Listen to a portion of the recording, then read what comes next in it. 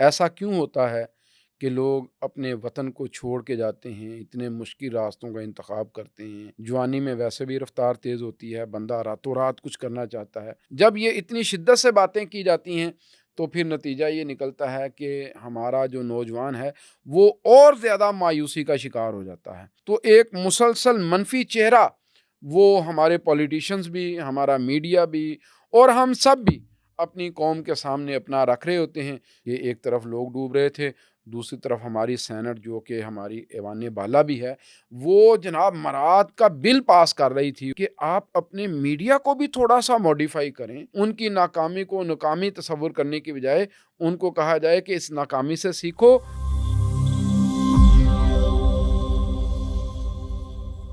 بسم اللہ الرحمن الرحیم۔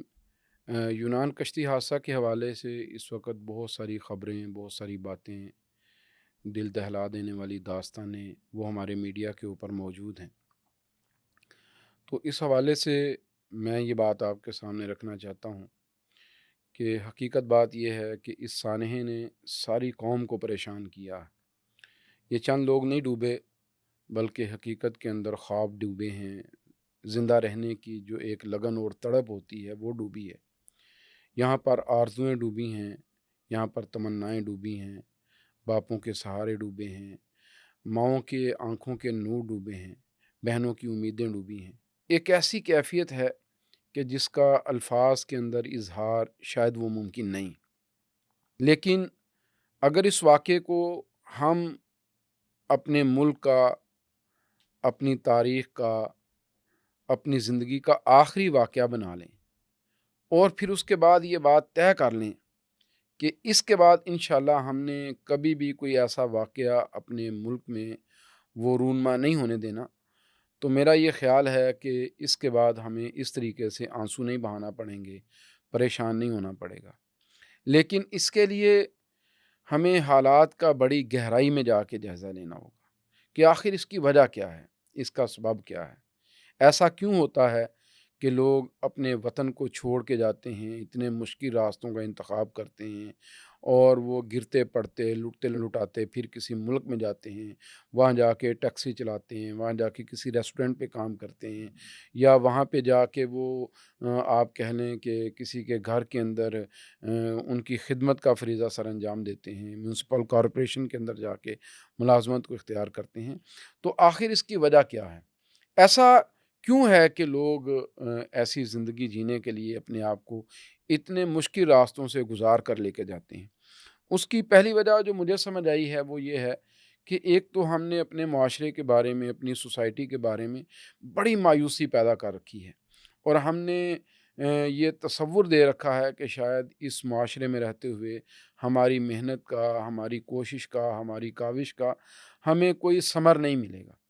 جس کا نتیجہ یہ نکلتا ہے کہ ہمارا نوجوان مایوس ہوتا ہے۔ جوانی میں ویسے بھی رفتار تیز ہوتی ہے، بندہ راتوں رات کچھ کرنا چاہتا ہے، تو اس کے ساتھ پھر کچھ چیزیں اور بھی شامل ہو جاتی ہیں۔ وہ یہ ہوتی ہیں کہ گھر والوں کے خواب بہت بڑے ہوتے ہیں، وہ اپنی اولاد کو کسی بڑے مقام پہ دیکھنا چاہتے ہیں، وہ یہ بات چاہتے ہیں کہ ہمارے بچے وہ راتوں رات بہت کچھ حاصل کر لیں۔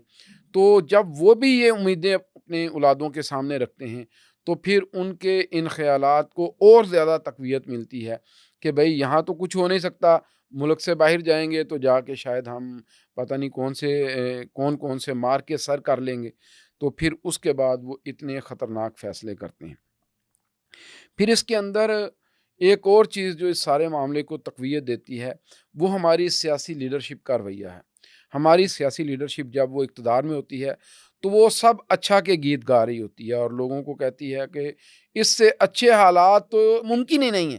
کہ ملک کے اندر اس سے اچھے حالات آ جائیں۔ لیکن جیسے ہی وہ لوگ اقتدار سے نکلتے ہیں تو پھر انہیں پتہ چلتا ہے کہ لوگوں کی کیفیت تو بڑی دگرگوں ہیں، حالات بڑے عجیب ہیں، ہمارا ملک تو جناب وہ دو حصوں میں تقسیم بھی ہوا ہے، اور جناب ہمارے ملک میں تو اس طرح سے کیفیت ہے کہ جناب کسی کو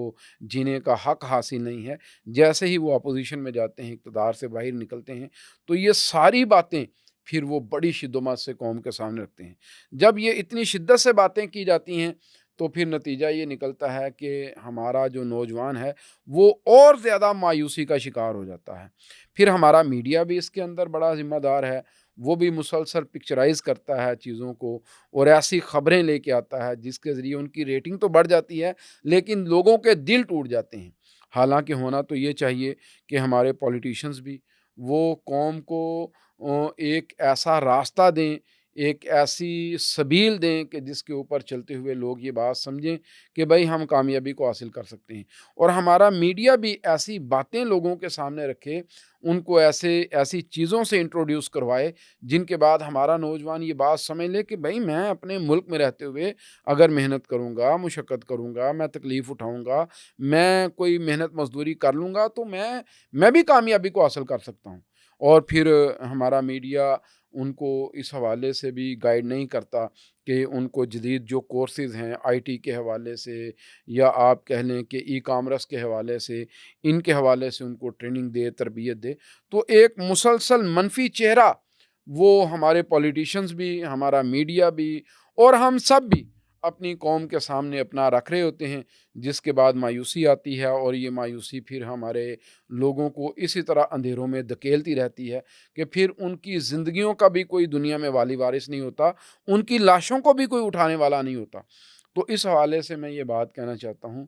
کہ اس سانحے سے ہم سب کو سیکھنا چاہیے۔ پہلی بات تو میں درخواست کرنا چاہتا ہوں اپنی سیاسی جماعتوں سے، اپنے ملک کی لیڈرشپ سے، حکمرانوں سے کہ خدا را آپ سمجھیں، یہ آپ کا رویہ ٹھیک نہیں ہے۔ ابھی جو ہوا ہے اس سارے عمل کے اندر آپ دیکھیں کہ ایک طرف لوگ ڈوب رہے تھے، دوسری طرف ہماری سینٹ جو کہ ہماری ایوان بالا بھی ہے، وہ جناب مراعات کا بل پاس کر رہی تھی اور کہہ رہی تھی کہ جناب جو سینٹ کا چیئرمین ہوگا، موجودہ جو سابقہ اور سینٹ کے جو ممبران ہوں گے، ان کی اولادوں کو یہ مراعات حاصل ہوں گی، ان کی بیویوں کو یہ مراعات حاصل ہوں گی۔ تو یہ کیا عجیب تماشا ہے کہ آپ ایک طرف لوگ سوگ کے اندر ڈوبے ہوئے ہیں، آپ نے پرچم سرنگوں کا رکھا ہے اور آپ یوم سوگ منا رہے ہیں، اور دوسری طرف آپ ایسے قوانین منظور کر رہے ہیں کہ جن کے بارے میں شاید دنیا کے بڑے ترقی یافتہ ممالک وہ بھی نہیں سوچ سکتے۔ تو سب سے پہلے تو ہمارے پولیٹیشنز کو اپنا رویہ بدلنا چاہیے، انہیں یہ کوشش کرنی چاہیے کہ ایسی کیفیت بپا نہ کریں، ایسے حالات نہ پیدا کریں کہ جس کے بعد لوگوں کے اندر مایوسی جنم لے، بلکہ مضبوط فیصلے کرتے ہوئے انہیں یہ کام کرنا چاہیے کہ وہ لوگوں کو اپنے ملک کے اندر زندہ رہنے کے راستے مہیا کریں، ان کو کاروبار کرنے کا موقع دیں، ان کو تجارت کرنے کا موقع دیں، ان کو فیکٹری کارخانے لگانے کے اوپر انگیخت کریں، موٹیویٹ کریں اس بات کے اوپر کہ بھائی آپ ای کامرس کے اندر آگے جائیں، ان کو بلا سود قرضے دیے جائیں، ان کو سہولیات دی جائیں، تاکہ ہمارے جو نوجوان ہیں وہ اپنے لیے زندگی کی راہوں کو کھلا پائیں۔ اور میں پھر اسی حوالے سے اپنے میڈیا کے احباب سے بھی یہ بات کہنا چاہتا ہوں کہ آپ اپنے میڈیا کو بھی تھوڑا سا موڈیفائی کریں، اس کے اوپر بھی کچھ ایسی چیزیں لے کے آئیں جن سے ہمارے نوجوانوں کو سیکھنے کا موقع ملے، چیزوں کو سمجھنے کا موقع ملے، ان کو فنی تربیت ملے، انہیں آئی ٹی کی ٹریننگ ملے، اور پھر اس کے بعد وہ اپنی زندگی کو اپنے لیے آسان پائیں۔ اور میں اس واقعے کے توسط سے اپنے آپ کو بھی اور والدین کو بھی یہ بات کہنا چاہتا ہوں کہ آپ اپنی اولادوں کو اس طرح سے بے یار و مددگار مرنے کے لیے مت چھوڑیں، اتنے مشکل راستوں پہ ان کو مت چلائیں، بلکہ آپ جو 20-25 لاکھ 30 لاکھ روپیہ خرچ کر کے ان کو اس طرح سے ملک سے باہر بھیجنے کی کوشش کرتے ہیں، اس سے کم پیسوں کے اندر آپ ان کو اپنے ملک میں کوئی کاروبار کروا دیں، کوئی چھوٹی موٹی دکان ڈلوا دیں، یا ان کو کسی ای کامرس کے اندر ان کو کوئی فیسیلیٹیٹ کر دیں، اور انہیں کہیں کہ بیٹا اگر آپ یہاں پہ ناکام ہو بھی جاؤ گے تو دوبارہ کھڑے ہو جاؤ گے۔ ان کی ناکامی کو ناکامی تصور کرنے کی بجائے ان کو کہا جائے کہ اس ناکامی سے سیکھو اور ایک نئے مرحلے کے اندر اپنے آپ کو داخل کرو، اور ایک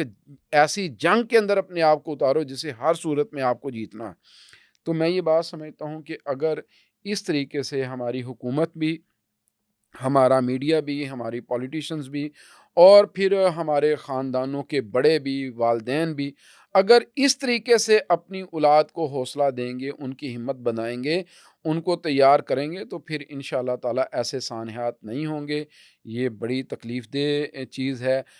دعا بھی کرتے ہیں اللہ تعالیٰ ان والدین کو صبر دے، اللہ تعالیٰ ہمارے ان بچوں کی بخشش فرمائے، اور اللہ تعالیٰ ہمیں کبھی بھی آئندہ ایسا کوئی سانحہ نہ دکھائے، لیکن اس کے لیے ہمیں اپنے آپ کو بدلنا ہوگا، ہمیں اپنے نوجوانوں کو حوصلہ دینا ہوگا، ہمیں انہیں زندگی کی نئی راہیں دکھانا ہوں گی، ہمیں انہیں مایوسی سے نکالنا ہوگا۔ انشاءاللہ العزیز جب ہمارا نوجوان اپنے ملک کی خدمت کے لیے اپنے آپ کو تیار کرے گا، اگر ہم باہر جا کے گاڑیاں دھو سکتے ہیں تو اپنے ملک میں بھی یہ کام کر سکتے ہیں، اگر وہاں جا کے ہم ڈش واش کر سکتے ہیں تو اپنے ملک میں بھی ایسا کر سکتے ہیں۔ تو میں یہ سمجھتا ہوں کہ اگر ہم اپنے نوجوان کو یہاں پہ محنت کے لیے تیار کر دیں تو انشاءاللہ محنتی لوگ ہی دنیا کے اندر ہمیشہ پھل حاصل کیا کرتے ہیں، اور انہی درختوں پر پھل لگا کرتے ہیں جن کی صحیح معنوں میں آبیاری کی گئی ہوتی ہے، جن کی دیکھ بھال کی گئی ہوتی ہے۔ انشاءاللہ ہمارے یہ بچے ہمارے لیے ایک پھلدار درخت ثابت ہو سکتے ہیں۔ اللہ تعالی ہم سب کا حامی و ناصر ہو۔